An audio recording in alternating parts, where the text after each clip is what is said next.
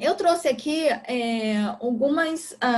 alguns slides para falar sobre isso e vou mostrar também uma visualização, um site bem legal, onde a gente pode visualizar a questão do intervalo.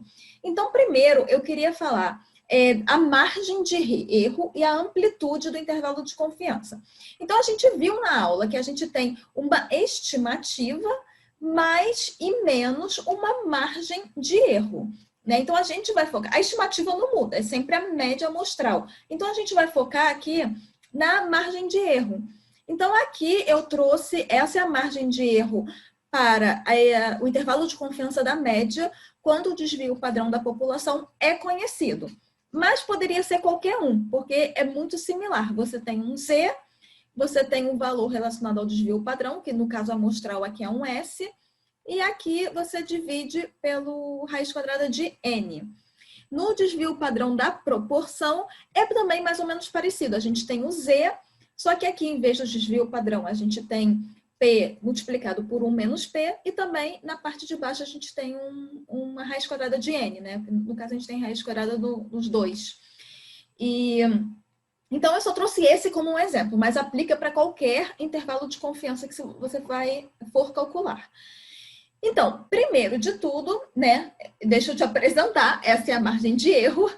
E segundo, essa é a amplitude do intervalo de confiança. O que é amplitude? É 2 vezes a margem de erro.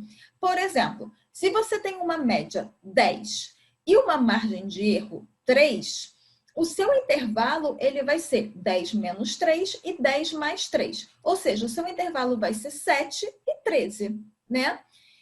E qual é a sua amplitude ali? A amplitude é essa distância entre eles. A amplitude é a distância entre 7 e 13 é igual a 6. Então, eu trouxe esse exemplinho aqui, que eu acabei de inventar, mas a amplitude é 2 vezes a margem de erro, que nesse meu exemplinho, a margem de erro é 3, então a amplitude é 2 vezes 3. Você nem precisava do 10, nem precisava achar o intervalo, é só para você entender e visualizar melhor, né? Então, essa é a amplitude. E qual é a questão que eu quero trazer para vocês? Que quanto menor é quanto menor é a margem de erro ou a amplitude do intervalo de confiança, mais precisa é a estimação. E a margem de erro e a amplitude do intervalo, elas são influenciadas por 3 fatores, na verdade. Então, quais são os 3 fatores? 1, 2 e 3. Só que o desvio padrão, seja da população, seja amostral, ou seja aquele P vezes 1 menos P da proporção, você não pode mudar nada ali. Eles já são valores certos. Você não tem como ajustar ou... Você não tem como mudar ele. Ele já está dado, acabou.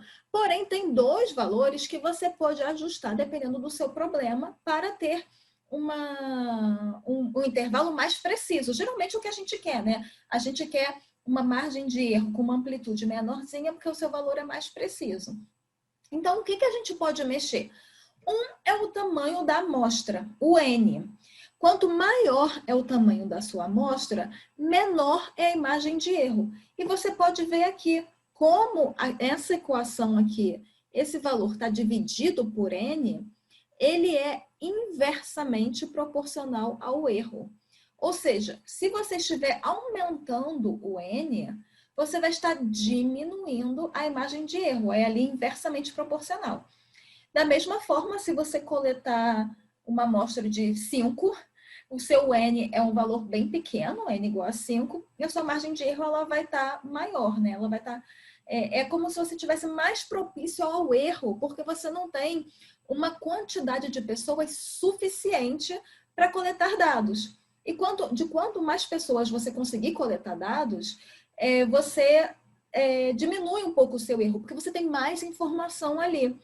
Né? Isso tudo, claro, eu estou falando na parte prática, né? Você desenha, você desenvolve o seu problema e você pode entrevistar 50 pessoas, mas de repente, se você puder, né? Você vai entrevistar 100, então você já sabe, quanto maior o N, melhor. Você vai ter uma estimativa mais precisa. E aqui eu estou explicando o porquê. E o outro número que você também pode trabalhar é o seu nível de confiança, né? Aquele 90, 95, 99% que a gente falou. Quanto maior o seu nível de confiança, maior vai ser a margem de erro.